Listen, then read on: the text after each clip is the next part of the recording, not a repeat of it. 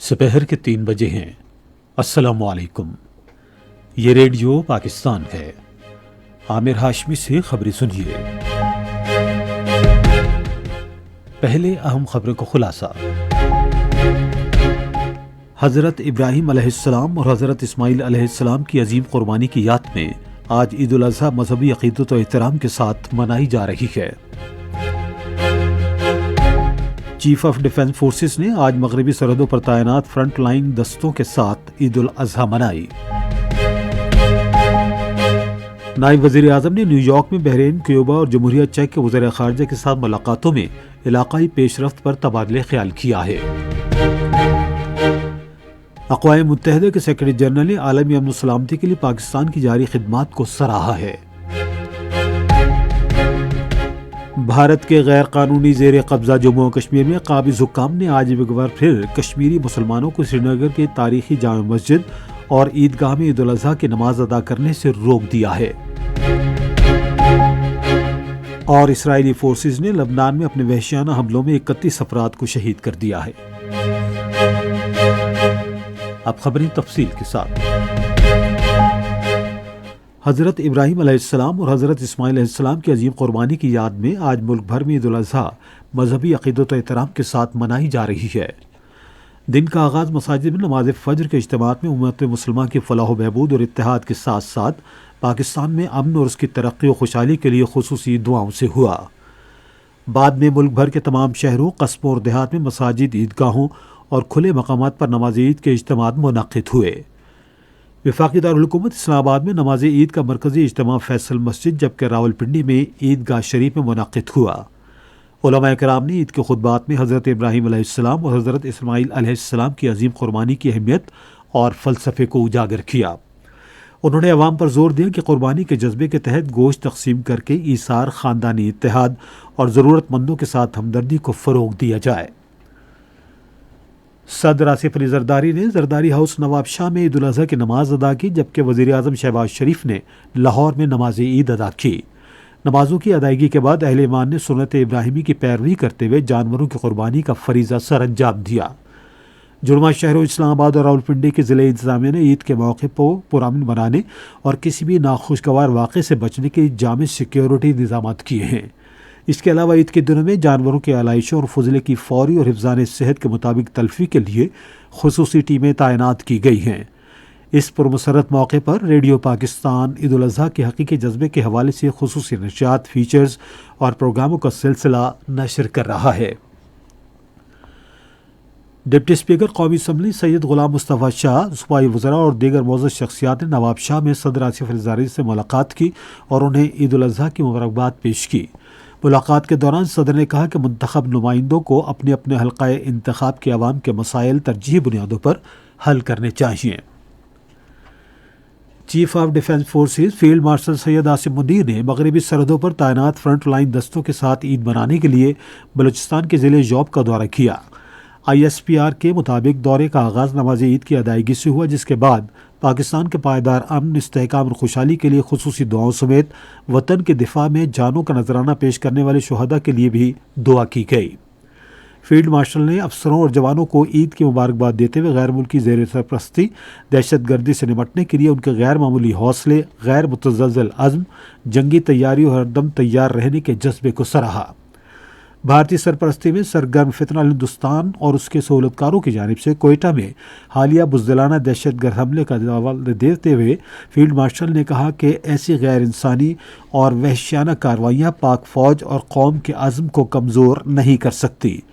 Field marshal نے یادگار شہداء پر پھول بھی رکھے۔ سیاسی امور کے بارے میں وزیر اعظم کے مشیر رانا ثناء اللہ نے کہا ہے کہ حکومت مشکل علاقائی اور عالمی معاشی حالات کے باوجود آئندہ بجٹ میں عوام کو زیادہ سے زیادہ ریلیف فراہم کرنے کے لیے پرعزم ہے۔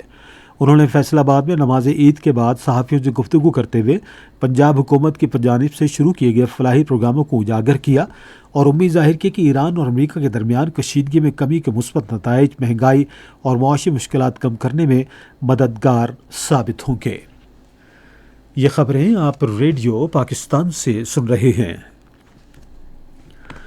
نائب وزیر اعظم اسحاق ڈار نے آج امریکہ کے شہر نیو یارک میں بحرین کے وزیر خارجہ ڈاکٹر عبداللطیف بن راشد الزیانی سے ملاقات کی۔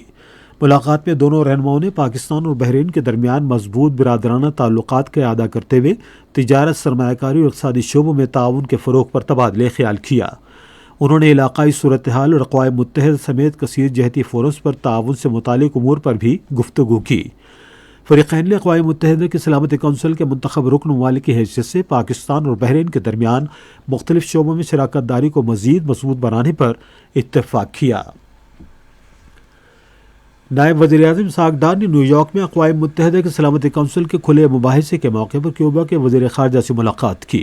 ملاقات کے دوران دونوں رہنماؤں نے علاقائی صورتحال پر تبادلہ خیال کیا اور پاکستان اور کیوبا کے تعلقات مزید مضبوط بنانے اور باہمی مفاد پر مبنی تعاون کے نئے مواقع تلاش کرنے کے عزم کا اعادہ کیا۔ فریقین نے دونوں ملکوں کے عوام کے باہمی مفاد کے لیے تعلقات کو مزید فروغ دینے اور تعاون کے نئے شعبے تلاش کرنے کا عزم کیا۔ نائب وزیر اعظم اور وزیر خارجہ اسحاق ڈار نے نیو یارک میں اقوام متحدہ کی سلامتی کونسل کی اوپن بریفنگ کے موقع پر جمہوریہ چیک کے نائب وزیر اعظم اور وزیر خارجہ پیٹر میکنکا سے ملاقات کی۔ ملاقات کے دوران دونوں رہنماؤں نے پاکستان اور جمہوریہ چیک کے درمیان بڑھتے ہوئے باہمانی تعاون پر اطمینان کا اظہار کیا۔ انہوں نے علاقائی اور عالمی امور پر تبادلہ خیال کیا اور اعلیٰ سطح پر روابط بڑھانے اور دو طرفہ تعاون کو مزید بنانے پر بھی اتفاق کیا۔ نائب وزیر اعظم اسحاق ڈار نے فلسطینی عوام اور ان کے حق خود ارادیت اور آزاد ریاست کے قیام کی منصفانہ جدوجہد کے لیے پاکستان کی غیر متزلزل حمایت کا اعادہ کیا ہے۔ انہوں نے یہ بات نیو یارک میں اقوام متحدہ کے سیکرٹری جنرل انتونیو گوتریز سے گفتگو کرتے ہوئے کہی۔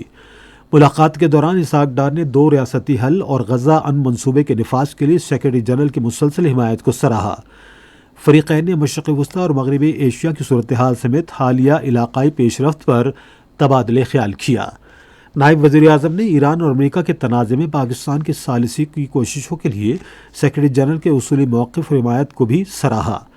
جنوبی ایشیا کی صورتحال پر گفتگو کرتے ہوئے انہوں نے بھارتی قیادت کے اشتعال انگیز اور نفرت آمیز بیانات پر تشویش کا اظہار کیا جو علاقائی استحکام کو نقصان پہنچا رہے ہیں۔ نائب وزیر اعظم نے کہا کہ پرامن اور مستحکم افغانستان خطے کے استحکام کے لیے نہایت اہم ہے، تاہم انہوں نے پاکستان کے خلاف دہشت گرد گروہوں کی جانب سے افغان سرزمین کے مسلسل استعمال پر گہری تشویش ظاہر کی۔ سیکرٹری جنرل انتونیو گوتریز نے اقوام متحدہ میں پاکستان کے بھرپور تعاون اور سفارتکاری سمیت اقوام متحدہ کے امن مشنز کے ذریعے بین الاقوامی امن و سلامتی کے لیے اس کی مسلسل خدمات کی تعریف کی۔ 18 لاکھ سے زائد مسلمان آج الصبح مینا میں عید الاضحیٰ کے آغاز پر شیطان کو کنکریاں مارنے کے لیے جمع ہوئے۔ ریڈیو پاکستان کے نمائندے اسد اللہ خان نے مکہ مکرمہ سے رپورٹ کیا کہ شیطان کو کنکریاں مارنے کے بعد حجاج کرام نے جانوروں کی قربانی کی اور سر منڈوائے۔ بعد ازاں حجاج کرام حج کے ایک اور اہم رکن طواف زیارت کی ادائیگی کریں گے، جس کے بعد وہ ایام تشریق یعنی 11 اور 12 ذی الحجہ کو شیطان کو مزید کنکریاں مارنے کے بعد مینا واپس جائیں گے۔ بھارت کے غیر قانونی زیر قبضہ جموں کشمیر میں بھارت کی مسلط کردہ انتظامیہ نے آج ایک بار پھر کشمیری مسلمانوں کو سری نگر کے تاریخی جامع مسجد اور عیدگاہ میں عید الاضحیٰ کی نماز ادا کرنے سے روک دیا۔ یہ مسلسل 8واں سال ہے کہ سری نگر کے ان تاریخی مذہبی عبادت گاہوں میں نماز عید کی ادائیگی پر پابندی عائد کی گئی ہے۔ حریت کانفرنس کے سینئر رہنما میر وائز عمر فاروق کو نماز عید کی امامت سے روکنے کے لیے ایک بار پھر گھر میں نظر بند کر دیا گیا ہے۔ جنوبی اور مشرقی لبنان میں اسرائیل کے تازہ حملوں میں 31 افراد شہید ہو گئے ہیں۔ لبنان کی وزارت صحت کے مطابق آج کے فضائی حملوں میں شہید ہونے والوں میں کئی بچے بھی شامل ہیں۔ غزہ پر اسرائیلی فضائی حملوں میں 7 فلسطینی شہید ہو گئے ہیں۔ امریکہ اور قطر کی ثالثی سے گزشتہ سال اکتوبر میں ہونے والی جنگ بندی کے بعد سے اسرائیلی حملوں میں اب تک 900 سے زائد فلسطینی شہید ہو چکے ہیں۔ ریڈیو پاکستان اپنے قومی نشریاتی رابطے پر آج دوپہر 4:05 پر سارنگی نواز استاد نبی بخش خان کی برسی کے حوالے سے ایک فیچر پروگرام نشر کرے گا۔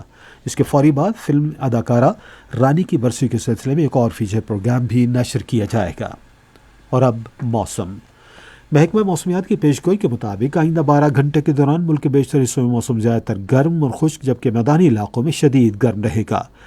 آج ریکارڈ کیا گیا بعض بڑے شہروں کا درجہ حرارت: Islamabad 42 degree centigrade, Lahore 43، Karachi اور کوئٹہ 35، پشاور 40، گلگت 29، مظفر آباد 34، مری 28، جبکہ سری نگر 27، جموں 42 اور لیہ 6 ڈگری سینٹی گریڈ۔